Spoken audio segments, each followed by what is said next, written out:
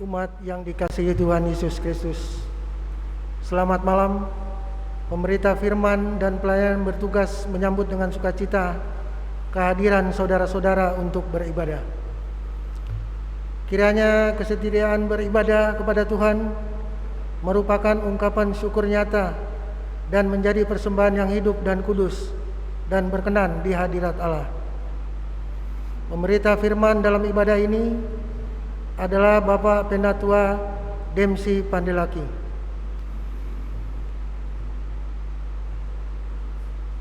Umat Tuhan, mari berdiri untuk menyambut firman Tuhan yang hadir di tengah persekutuan kita dengan diawali Mars Pelkat PKB.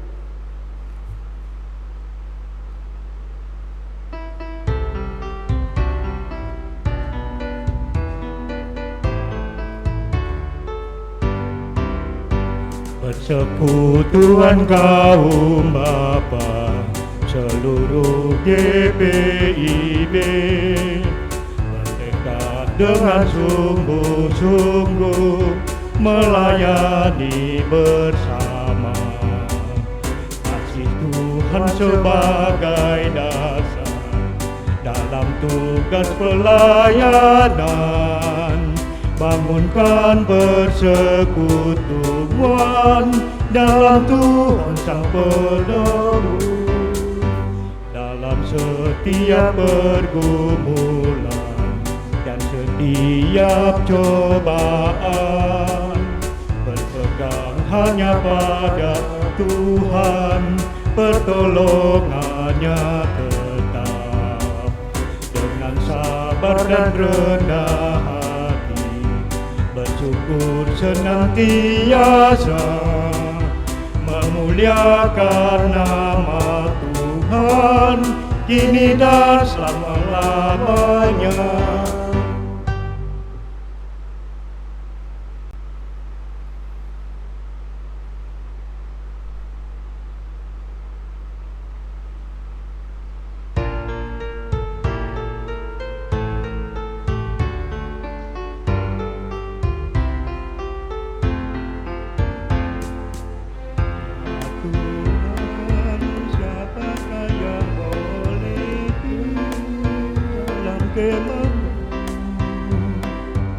Dia yang berlaku tidak bercelah dan melakukan yang adil. Kita berdoa. Terpujilah Engkau ya Tuhan Allah, kami yang selalu hadir berkarya dalam setiap kehidupan kami umat manusia. Pada hari ini, dengan penuh ucap syukur, kami datang menghadap hadirat-Mu untuk memuji dan memuliakan Engkau lewat ibadah saat ini. Di dalam nama anak-Mu, Tuhan Yesus Kristus, kami menyerahkan ibadah kami. Amin. Mari kita membaca Mazmur secara berbalasan. Mazmur 119 ayat 1 sampai 3. Berbahagialah orang-orang yang hidupnya tidak tercerah, yang hidup menurut Taurat Tuhan. Berbahagialah orang-orang yang memegang peringatan-peringatannya, yang mencari Dia dengan segenap hati. Yang juga tidak melakukan kejahatan, tetapi yang hidup menurut jalan-jalan yang ditunjukkannya. Umat Tuhan, silakan duduk.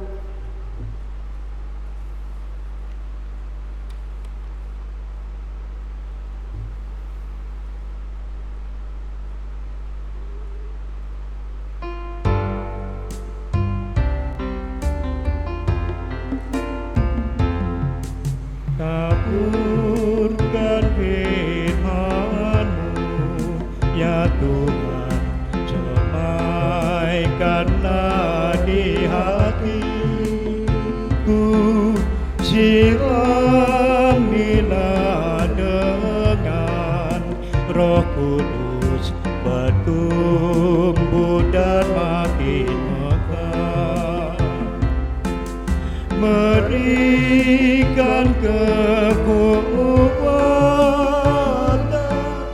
kepada anak-anak-Mu, di kitab yang terbuka, dibaca dan diteladani.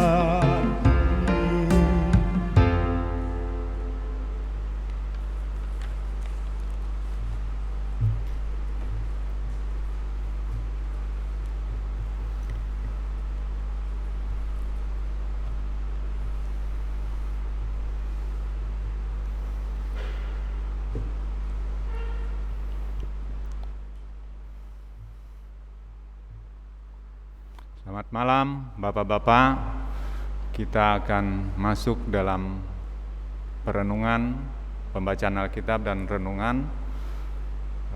Siapkan Alkitab kita, Amsal 28 ayat 19 hingga ayatnya yang ke-20. Perjanjian Lama, Amsal pasal 28 ayat 19 hingga 20. Namun sebelum kita membaca dan merenungkannya, mari kita berdoa mohon bimbingan Roh Kudus. Kita berdoa. Ya Allah Bapa di dalam sorga, kami mengucap syukur dan berterima kasih karena pada hari ini Sabtu 5 Juni kami boleh untuk kembali akan mendengar sapaan firman-Mu melalui ibadah PKB.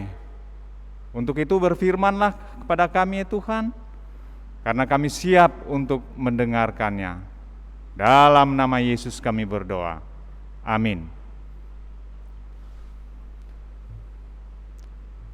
Bapak-bapak, saya mohon kita bangkit berdiri. Kita bersama-sama akan membacakan firman Tuhan di dalam kitab Perjanjian Lama, Amsal pasal 28 ayatnya 19 hingga ayatnya yang ke-20. Demikian firman Tuhan. Siapa mengerjakan tanahnya akan kenyang dengan makanan, tetapi siapa mengejar barang yang sia-sia akan kenyang dengan kemiskinan. Orang yang dapat dipercaya mendapat banyak berkat, tetapi orang yang ingin cepat menjadi kaya tidak akan luput dari hukuman. Demikianlah pembacaan firman Tuhan pada hari ini. Terpujilah Kristus. Haleluya. Haleluya, haleluya, haleluya.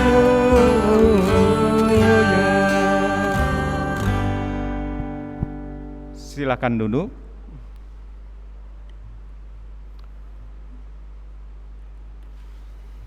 Bapak-bapak yang dikasihi oleh Tuhan Yesus, kita berjumpa lagi dalam ibadah kita PKB pada hari ini. Tentunya kita telah mempersiapkan diri karena ibadah kita pada hari ini masih tetap dalam ibadah online atau virtual. Bapak-bapak yang ada di rumah, dalam konteks bacaan kita pada hari ini hanya ada 2 ayat. Namun dari 2 ayat tersebut tidak saling berkesinambungan, karena kalau kita lihat di ayatnya yang ke-19 menekankan soal kerja, soal etos kerja atau soal bekerja. Tetapi kalau kita lihat di ayatnya yang ke-20, di situ menekankan soal menjadi kepercayaan dan mencari kekayaan yang tidak sesuai dengan firman Tuhan atau kekayaan yang tidak boleh kita lakukan dalam kehidupan beriman kita. Nah, kalau kita melihat ayatnya yang ke-19 ini, di situ dikatakan siapa mengerjakan tanahnya akan kenyang dengan makanan, tetapi siapa mengejar barang yang sia-sia akan kenyang dengan kemiskinan. Ayat ini sangat sederhana, sangat mudah untuk dipahami, untuk dimengerti, tentang perumpamaan yang dimaksud. Kalau saya singkat saja, siapa mau kenyang haruslah bekerja. Tanpa kerja maka kita akan lapar. Atau dalam konteks lain, orang yang mau bekerja keras maka ia akan mendapatkan makanan. Tetapi orang yang malas bekerja, ia akan kenyang dengan kemiskinan. Nah, Bapak-bapak, Yesus juga mengajak kita untuk senantiasa bekerja dan bekerja. Masih ingat ceritanya pada waktu dia disapa atau ditegur oleh para imam Yahudi pada waktu dia bekerja di hari Sabat. Tapi apa kata Yesus? Yesus menjawabnya di dalam Yohanes, kita lihat dalam Yohanes 5 ayat 17, Bapakku bekerja sampai sekarang, maka aku pun bekerja juga. Itu kata Yesus. Nah, kalau kita lihat lagi Rasul Paulus, lebih keras dia memperingatkan kepada orang-orang yang malas, orang-orang yang mengesampingkan atau orang-orang yang tidak mau bekerja. Kita lihat di 2 Tesalonika 3 ayat 10. Kata Rasul Paulus, sebab juga waktu kami berada di antara kamu, kami memberi peringatan ini kepada kamu. Jika seorang tidak mau bekerja, janganlah ia makan. Ini tegas sekali apa yang dikatakan oleh Rasul Paulus dalam soal bekerja. Jika seorang tidak mau bekerja, janganlah ia makan. Nah, Bapak-bapak, dalam Amsal 28 ayat 19 ini sebenarnya mau mengajarkan kepada kita dalam bekerja haruslah kita menyertai atau harus disertai oleh hikmat Tuhan. Makanya kalau kita ingat cerita tentang raja, waktu Tuhan menyatakan kepadanya, apa yang kau minta, maka yang dikatakan adalah hikmat yang diminta. Karena luar biasa hikmat Tuhan ini menuntun atau ada di dalam aktivitas dalam pekerjaan kita. Bapak-bapak yang kasih dalam Yesus Kristus, kalau kita ingat juga ada suatu moto, ora et labora. Ora et labora. Ini terminologinya atau diartikan dalam bahasa Indonesia, dalam kamus bahasa Indonesia, berdoa dan bekerja. Nah, pada abad ke-5, ora et labora ini rupanya sudah dipraktekkan oleh para biarawati pada saat itu. Karena ini merupakan aturan atau peraturan dari Santo Benediktus. Supaya para biarawati melakukan pekerjaan-pekerjaan mereka terlebih dahulu berdoa, memohon hikmat Tuhan. Seperti apa yang dilakukan oleh Raja Salomo. Itu yang dia minta, hikmat Tuhan. Nah, ternyata pedoman ini atau moto ini, ora et labora, ini ternyata digunakan oleh kekristenan yang modern. Kalau kita lihat banyak stiker-stiker ya yang ada ditempel baik di mobil atau di manapun, kita sering menjumpai ada tulisan ora et labora, bekerja dan berdoa dan bekerja. Itu maksudnya. Nah, berdoa dan bekerja dalam perenungan kita pada Amsal hari ini, hati-hati, jangan terbalik Bapak. Tapi kenyataan yang sering terjadi di dalam kehidupan kita bekerja, itulah yang terjadi. Artinya, kalau dia terbalik, berdoa dan bekerja, jangan terbalik yang dimaksud, bekerja dulu baru berdoa. Itu terbalik. Tapi kadang ya itulah kenyataan realita yang terjadi di tengah-tengah kehidupan kita. Atau lebih parah lagi, bisa jadi yang terjadi dalam kehidupan kita, dalam kita melakukan aktivitas, dalam kita melakukan pekerjaan, dalam kita melakukan sesuatu, bekerja, tapi tanpa pernah berdoa. Lebih ironis lagi. Tetapi rupanya ada lagi kebalikan dari bekerja tanpa pernah berdoa. Ada kebalikannya, yaitu kita yang terjadi, kita berdoa tapi tanpa pernah bekerja. Artinya kita berdoa terus, memohon terus kepada Tuhan, tapi realitanya kita hanya berdiam diri, kita tidak pernah mau bekerja. Atau kita bermalas-malasan atau malas gitu. Karena memang dalam iman kita, dalam firman Tuhan yang kita baca ini, seperti apa yang dikatakan oleh Yesus pada saat dia ditegur oleh para imam itu, dia bilang, Bapakku di sorga aja sampai sekarang masih bekerja, makanya saya juga bekerja. Demikian juga apa yang diingatkan oleh Rasul Paulus, sesuatu hal yang lebih keras mengingatkan kita. Kalau kita tidak mau bekerja, ya sebaiknya tidak makan. Nah, saya senang sekali kalau mendengar apa guyonan atau humor dari mantan presiden kita dulu, Gus Dur, soal karakter, soal sifat bangsa. Tapi menyangkut soal bekerja. Ada 4 hal yang dia kemukakan. Yang pertama, sifat bangsa yang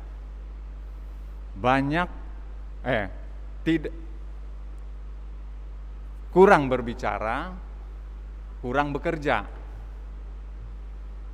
Nah, itu ada di negara Nigeria, Angola. Yang kedua, sedikit berbicara, banyak bekerja. Dia contohkan itu ada di Jepang dan Korea Selatan. Yang ketiga, sifat bangsa yang banyak bicara dan banyak bekerja, itu ada di negara Amerika dan China. Dan yang keempat, yang terakhir, banyak bicara tapi sedikit bekerja, itu ada di India dan Pakistan. Itu contoh. Tapi kalau kita lihat semacam sindiran untuk etos kerja gitu, bukan main luar biasanya. Yang kalau dalam yang bilang banyak bekerja, pasti negaranya maju. Contohnya tadi, sedikit bicara tapi banyak bekerja, ada pada Jepang dan Korea Selatan. Kita lihat Korea Selatan maju luar biasa, Jepang dan Korea Selatan. Dan kita lihat juga Amerika dan China, banyak bicara mereka tapi banyak bekerja. Yang banyak bekerja ini pasti mengalami kesuksesan, mengalami kemajuan. Namun bapak-bapak, pada saat itu ada seorang wartawan yang bertanya kepada Gus Dur, Pak Kiai gitu. Gus, katanya, bangsa Indonesia termasuk di dalam poin yang mana dari keempat itu? Kata Gus Dur, tidak ada, katanya. Indonesia tidak masuk dari keempat poin tersebut. Ditanya, kenapa Gus? Ya karena kalau bangsa Indonesia antara yang ditanya dan yang dikerjakan beda, katanya. Ya ini hanya sebagai guyonan dari mantan presiden kita. Karena saya menyukai ini, makanya saya jadikan ilustrasi gitu. Jadi luar biasa kerjaan yang dicontohkan tadi itu bagi mereka yang giat bekerja, mereka yang etos kerjanya tinggi, berdampak pada kemajuan suatu negeri. Atau kalau kita secara pribadi, kita giat dan etos kerja kita tinggi, maka berdampak di dalam kebutuhan kehidupan ekonomi kita. Nah, kita beralih di ayatnya yang ke-20. Ayatnya 20 ini soal kepercayaan. Di situ dijelaskan, orang yang dapat dipercaya mendapat banyak berkat, tetapi orang yang ingin cepat menjadi kaya tidak akan luput dari hukuman. Nah, Bapak-bapak, saya pikir siapa sih yang tak ingin menjadi orang yang dipercaya? Siapa sih yang tak suka menjadi orang kepercayaan? Pasti semua orang menghendaki menjadi kepercayaan, menjadi dipercaya, baik oleh bosnya, baik oleh pimpinannya, baik oleh komandannya, baik oleh atasannya, atau kalau bapak-bapak kita sekarang bisa digambarkan oleh istri dan anak kita. Kita sebagai bapak-bapak dipercaya gitu dalam kehidupan rumah tangga kita, dipercaya sebagai imam, dipercaya sebagai kepala keluarga, dipercaya sebagai yang dapat menopang, menaungi keluarga, melindungi kehidupan keluarga. Orang yang ingin meningkatkan karirnya juga selalu menjadi orang yang dipercaya, sudah pasti itu. Nah, masalahnya menjadi orang yang dipercaya bukanlah hal yang mudah. Bukan hal yang mudah menjadi orang yang dipercaya. Lamanya kita bekerja bukan suatu jaminan bahwa kita dapat dipercaya. Kepandaian kita, gelar ijazah kita, pengalaman kita belumlah cukup untuk menjadikan kita sebagai orang yang dipercaya. Saya membaca suatu buku dari Warren Buffett, tulisannya Warren Buffett. Ada 3 hal yang supaya orang dapat dipercaya menurutnya. Yang pertama, semangat. Ya, orang akan percaya kalau melihat kita penuh dengan semangat bekerja. Dalam satu persekutuan juga, kalau kita bersemangat selalu bersekutuan, pasti di antara teman kita bersemangat. Dalam pengurus PKB juga begitu. Kalau ada salah satu orang yang tidak semangat, kita akan meragukan dia. Kita akan kurang percaya. Apakah dia mampu atau tidak? Apakah dia hanya sekedar ikut-ikutan atau hanya sekedar masuk dari pengurus atau dan sebagainya. Yang kedua, menurut Warren adalah skill. Supaya orang dapat dipercaya juga. Ya, kalau kita punya skill, kita tunjukkanlah bahwa kita mampu untuk melakukan sesuatu. Di dalam kepengurusan juga, kalau kita mampu, kita tunjukkan bahwa kita memang mampu. Kadang-kadang kita agak munafik gitu. Kita agak curang gitu. Tidak menunjukkan kemampuan kita tidak menunjukkan skill kita. Karena mungkin ada latar belakang di dalamnya, ada soal maksud dan tujuannya. Tetapi itulah yang sering terjadi di tengah-tengah kehidupan kita. Nah, Bapak-bapak sekalian, semangat dan skill itu tidak cukup saja untuk kita bisa dipercaya oleh orang lain, tapi yang paling penting juga adalah integritas kita. Karakter kita ini, bagaimana kita menampilkan karakter kita yang baik terhadap sesama teman, terhadap pengurus, sesama kalau di dalam pekerjaan, sesama pekerja, terhadap pimpinan kita, terhadap bawahan kita dan sebagainya. Nah tentunya Bapak-Bapak yang saudara-saudara yang kasih dalam Yesus Kristus, kalau kita bicara menjadi orang yang dipercaya, maka ini juga tidak terlepas dari soal kejujuran atau jujur. Sesuai dengan SBU, tema kita pada hari ini adalah jujur di dalam SBU. Nah, bagaimana definisi orang jujur sebenarnya? Karena dia menyangkut soal dipercaya, kepercayaan. Definisinya adalah hati yang lurus, tidak berbohong, itu orang yang jujur. Atau dia selalu berkata apa adanya, itu yang pertama. Hati yang lurus, tidak pernah berbohong, atau berkata apa adanya. Baik dimanapun dia berada, bapak-bapak dimanapun berada, dalam aktivitas apapun atau dalam kehidupan rumah tangga sekalipun. Yang kedua, dia tidak pernah curang atau selalu mengikuti aturan yang berlaku. Aturan yang berlaku di dalam kehidupan persekutuan misalnya, atau dalam kehidupan gereja dia ikuti, atau di dalam kehidupan di pekerjaannya dia ikuti aturan-aturan itu. Yang ketiga, dia selalu tulus, ikhlas, tidak munafik, atau tidak bermuka dua. Saya sangat tertarik sekali Bapak-Bapak apa yang diilustrasikan oleh SBU. Kalau kita baca di SBU tanggal 5 Juni di bacaan di sore hari, yang seperti perenungan kita pada malam hari ini, ayat kita pada malam hari ini, dalam SBU itu digambarkan kalau orang ingin kaya, ada sebuah tempat di Jawa Timur, tepatnya di Malang, namanya Gunung Kawi.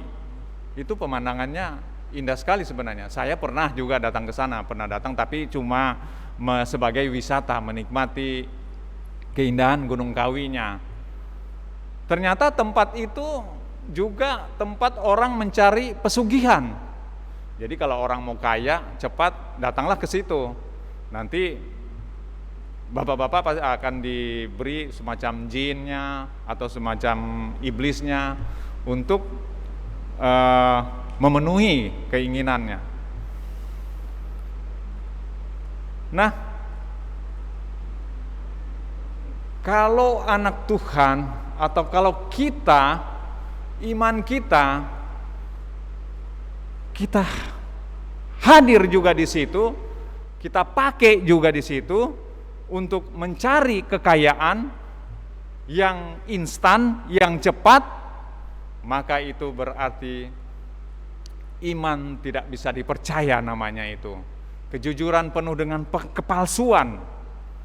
Karena kalau kita mencari berkat atau seharusnya kita mencari berkat atau kekayaan itu, haruslah kita dengan hikmat Tuhan sesuai dengan keinginan Amsal pada saat ini, pada bacaan kita pada hari ini. Bapak-bapak yang dikasihi dalam Yesus Kristus, kita kadang-kadang punya tekad, punya niat mau bekerja, tapi kesediaan lapangan kerja memang agak sulit. Tetapi paling tidak, saya pahami, saya mengerti juga, di antara kita bapak-bapak yang dari GPB ada yang mungkin sudah pensiun, sudah artinya sudah pensiun lah, sudah tidak bekerja lagi. Tetapi paling tidak kita mau mendidik anak cucu kita mau mengatakan kepada mereka bahwa di era zaman sekarang ini ada dua peringatan atau dua era yang harus mau tidak mau kita hadapi, mau tidak mau kita temui, yaitu soal yang pertama. Sekarang kita memasuki era industrialisasi 4.0 atau 4.0. Jadi era industrialisasi, kecanggihan dan teknologi yang tinggi, komunikasi dan sebagainya, pokoknya semua itu teknologi yang tinggi, kecanggihan yang paling tinggi. Kita era masuk di 4.0 itu. Contohnya, yang baru-baru ini kita tahu bahwa dengan kebijakan Kapolri tidak lagi melakukan tilang secara tatap muka, artinya polisi person melakukan tilang, tetapi melalui etle, melalui elektronik. Nah, apa maksudnya? Maksudnya kalau dulu di perempatan itu paling tidak ada 4, 5, sampai 6 polisi yang untuk menjaga atau mendisiplinkan pengendara, pemakai jalan atau lalu lintas supaya tidak macet dan supaya tidak terjadi kecelakaan. Tetapi kalau ada yang melanggar akan ditilang. Tetapi dengan kecanggihan teknologi etle, dengan adanya CCTV, maka polisi sudah tidak ada lagi di perempatan itu. Jadi hanya melalui CCTV saja. Tapi kenyataan itu memang lebih baik, lebih mujarab gitu. Artinya lebih mumpuni. Tadinya yang ada polisi justru pelanggaran ada, tetapi dengan etle ini pelanggaran berkurang. Itu yang saya dengar dari beritanya. Tetapi yang saya mau petik hikmatnya itu atau maknanya dari itu adalah dengan kemajuan teknologi etle itu berarti pekerja polisi sudah berkurang. Ya bisa jadi rekrutan orang masuk polisi khusus untuk di lalu lintas jadi berkurang. Karena memang sudah CCTV yang bekerja. Contoh lain, misalnya di tol, gerbang tol. Di gerbang tol itu kan, kalau dulu, kalau misal ada 5 gerbang tol, berarti ada 5 pekerja. Kalau dia sip-sipan, sampai pagi sampai ketemu paginya, bisa sampai 3 sip. Berarti kalau dia 5 gerbang, 5 orang kali 3, berarti 15 orang. Tetapi dengan kecanggihan chip atau kartu elektronik atau kecanggihan M-banking bank sekarang ini, maka kita tidak perlu lagi, maka gerbang tol tidak perlu lagi dijaga oleh orang gitu. Artinya hanya cukup kita memiliki e-tol itu. Jadi otomatis kalau gerbang tol ada ratusan kali misalnya 5 kali 5 orang kali 3 orang, 3 sip sudah banyak. Nah, dengan adanya kecanggihan teknologi ini sudah banyak berkurang, berarti otomatis tenaga kerja berkurang. Atau yang lain, contoh lain, belanja online. Itu juga mempengaruhi, berdampak pada berkurangnya rekrutan tenaga kerja karena banyak supermarket yang tutup. Karena orang lebih cenderung banyak belanja online. Contohnya yang baru-baru ini, Giant akan menutup semua garainya. Karena mungkin tidak mampu bersaing dengan online. Jadi ini yang dimaksud tadi perkembangan industrialisasi 4.0, 4.0 itu. Jadi artinya di sini kita paling tidak mau mengatakan kepada anak cucu kita, mari melakukan pekerjaan yang sudah ditempatkan bekerja agar jujur, agar bisa dipercaya. Dengan demikian dia akan lama dia bekerja. Era yang kedua, era pandemik COVID-19. Tentunya ini juga berdampak pada ekonomi, kehidupan kita. Ya, kenyataannya memang begitu. Dengan era pandemik ini banyak perusahaan-perusahaan mem-PHK orang. Jadi inilah 2 era ini yang kita hadapi ini. Saya yakin kalau kita menghadapi bersama dengan Tuhan, pasti kita bisa lalui karena bersama dengan hikmat Tuhan kita beraktivitas pasti mendatangkan berkat. Tidak mesti kita melakukan pekerjaan kita seperti apa yang digambarkan di ayatnya yang ke-20 tadi di bagian B, kita berakibat justru di penghujungnya kita. Tetapi orang yang ingin cepat menjadi kaya tidak akan luput dari hukuman. Tetapi kalau kita justru orang yang dapat dipercaya, maka akan mendatangkan berkat yang berkelimpahan. Nah, itulah kita ajarkan kepada anak cucu kita supaya dia dapat menjadi orang yang dipercaya dimanapun dia bekerja, dimanapun dia ditempatkan. Dan dia giat bekerja. Bapak-bapak, pada akhirnya yang menjadi ayat kunci kita pada malam hari ini, kita baca di Amsal 1 ayat 7. Takut akan Tuhan adalah permulaan pengetahuan, tetapi orang bodoh menghina hikmat dan didikan. Amin.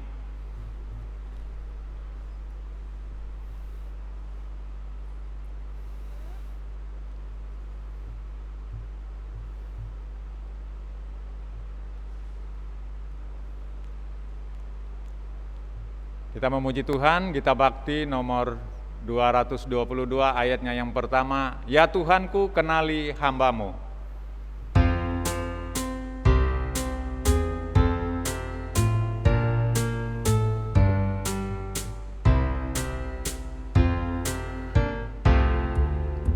Ya Tuhanku,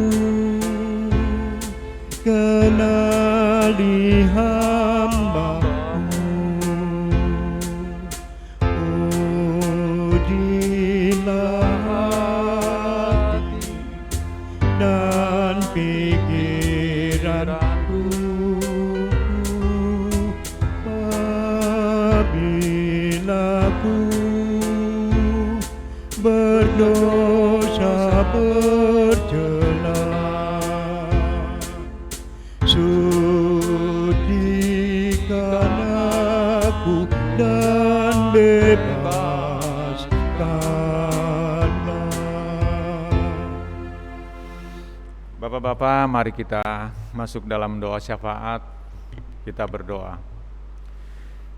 Ya Allah, Bapa di dalam sorga, Allah dalam Tuhan kami Yesus Kristus yang adalah Tuhan dan Juru Selamat kami. Pada malam hari ini kami mengucap syukur dan berterima kasih ya Tuhan, karena berkat pimpinan, bimbingan, tuntunan Tuhan, kami boleh beribadah, memuji dan memuliakan melalui suatu wadah persekutuan kaum Bapa GPIB Tugu. Tolonglah Tuhan, berkati kami semua, khususnya bapak-bapak yang mengikuti di rumah, mereka masing-masing, mereka sebagai imam, dan mereka sebagai teladan dalam kehidupan keluarga. Mampukan ya Tuhan. Biarlah firman-Mu juga menjadi suluh pedoman di tengah-tengah kehidupan kami. Di dalam kerangka kami melakukan pekerjaan dan aktivitas kami apapun yang kami lakukan, bahwa kami senantiasa menyertakan hikmat Tuhan, agar kami senantiasa layak dan memperoleh berkat yang berkelimpahan daripadanya. Juga bagi kami sebagai Bapa-Bapa ya Tuhan, ajarilah kami supaya kami mampu juga mengingatkan atau mengajarkan kepada anak cucu kami. Di dalam dunia yang kami hadapi sekarang, banyak tantangan, banyak persaingan, banyak pergumulan yang harus kami hadapi. Tolonglah ya Tuhan. Kami mohon juga kiranya Tuhan menyertai kehidupan keluarga lepas keluarga bagi bapak-bapak yang ada di dalam atau yang tergabung di dalam persekutuan kaum Bapa GPIB Tugu. Berilah mereka kebahagiaan ya Tuhan, kedamaian dalam kehidupan keluarga. Jauhkan dari konflik antar keluarga, atau jauhkan kami semua dari persoalan-persoalan yang selalu ada hadir di tengah-tengah kehidupan keluarga kami, yang menjauhkan kami dari kehidupan bersama dengan Tuhan. Ya Allah Bapa di dalam sorga, kami berdoa juga ya Tuhan, bagi pengurus PKB dalam usaha dan upaya mereka untuk melayani Tuhan melalui persekutuan kaum Bapa, supaya ibadah ini tetap berjalan terus. Tolonglah ya Tuhan, bagi pengurus, berilah mereka kekuatan dan kemampuan, terutama berilah mereka kesehatan ya Tuhan, agar mereka mampu bekerja melayani Tuhan di satu wadah yang kami sebut dengan PKB. Terima kasih Bapa di dalam sorga.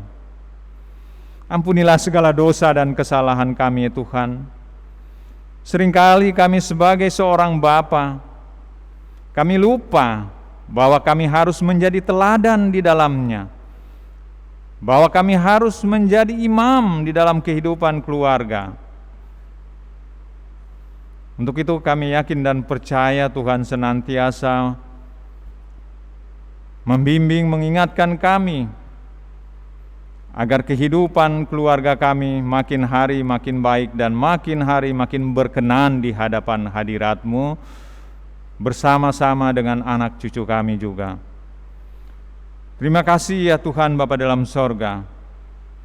Kami berdoa juga ya Tuhan bagi pendeta yang terlibat di dalam pelayanan di GPIB Tugu ini.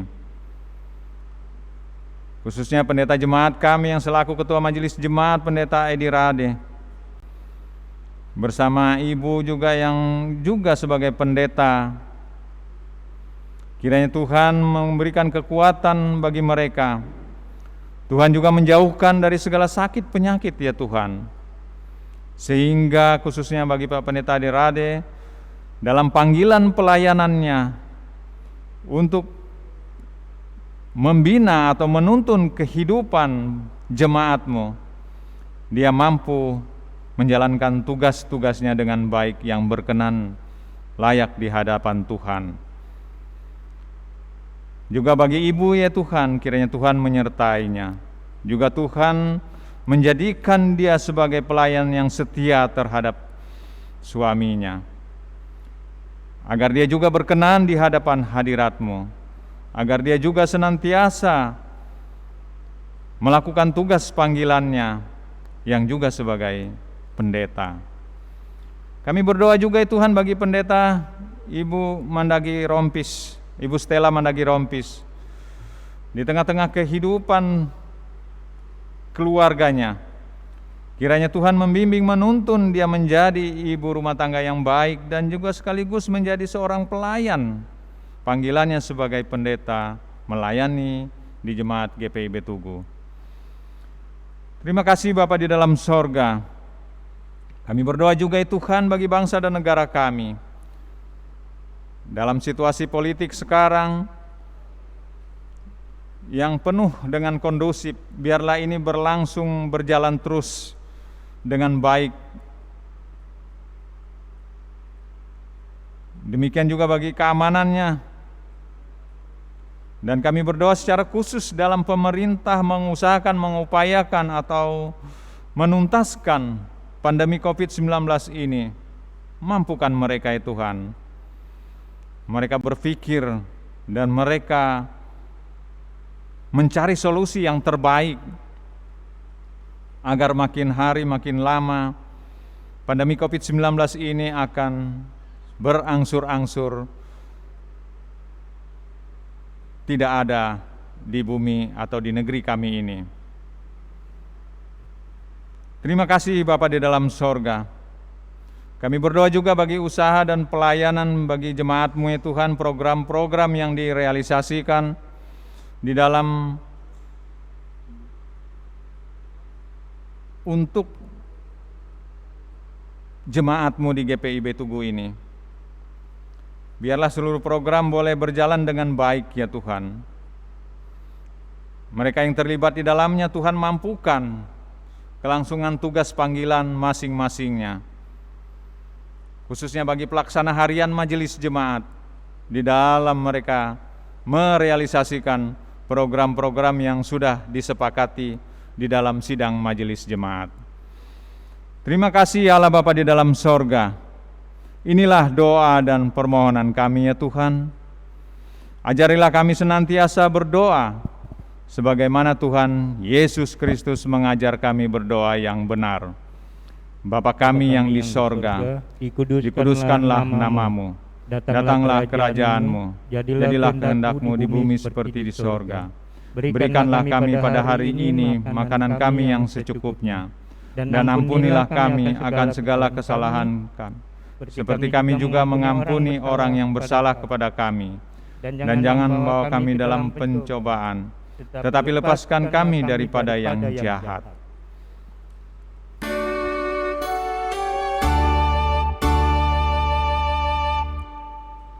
Karena Engkaulah yang mempunyai kerajaan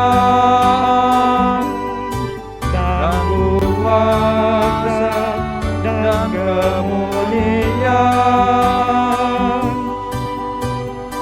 sampai selama-lamanya.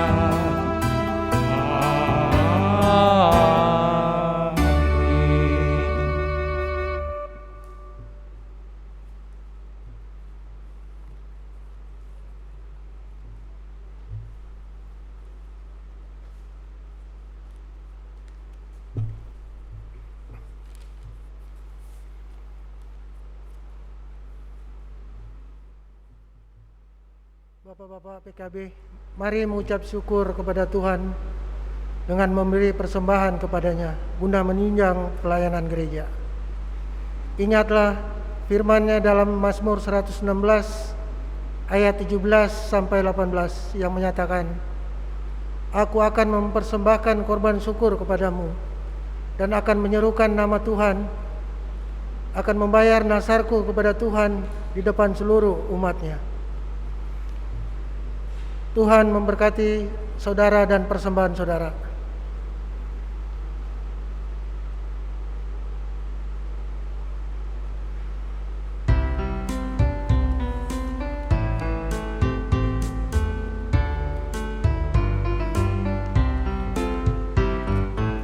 Allah sumber kemurahan juga kebajikan di sepanjang hidupmu. Bersyukur senantiasa, puji nama Tuhan kini dan kekal. Bawa persembahanmu segera pada Tuhan Allahmu. Ingat akan janjinya tetap, Ia memberkatimu. Allah sumber kemurahan juga kebajikan di sepanjang hidupmu. Bersyukur senantiasa, puji nama Tuhan kini dan kekal. Bapak-bapak, mari berdiri untuk berdoa. Ya Tuhan, Engkaulah sumber hidup kami. Kami membawa dengan penuh sukacita persembahan ini sebagai ungkapan syukur kami kepadamu. Terimalah ya Tuhan, dan kuduskanlah agar dapat dipakai bagi kemuliaan nama-Mu. Amin. Silakan duduk.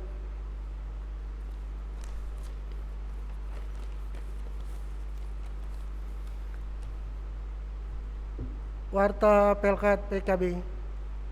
Kami atas nama pengurus Pelkat PKB dan Jemaat mengucapkan terima kasih kepada Bapak Penatua, Bapak Demsi H. Pandelaki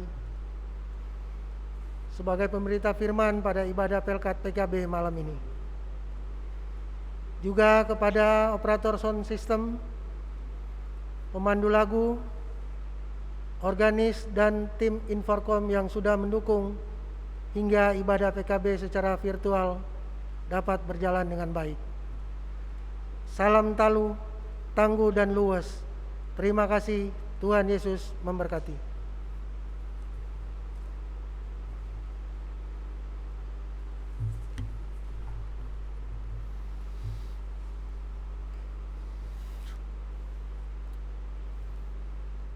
Kita tiba pada amanat pengutusan.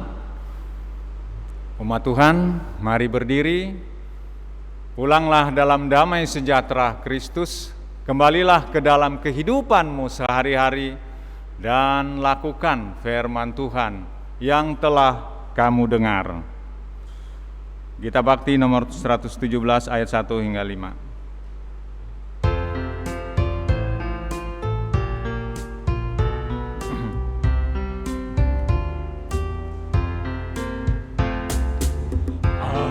Ajar kami melakukan firman-Mu Tuhan,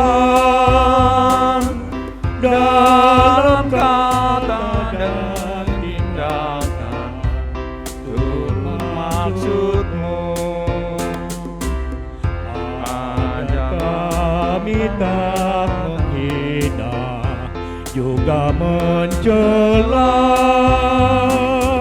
tapi selalu menghargai karya orang lain.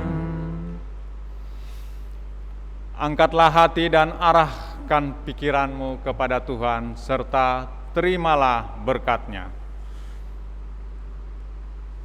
Kasih karunia Allah Bapa, pengasihan Yesus Kristus, dalam persekutuan Roh Kudus, menyertai kamu sekalian dari saat ini sampai selama-lamanya.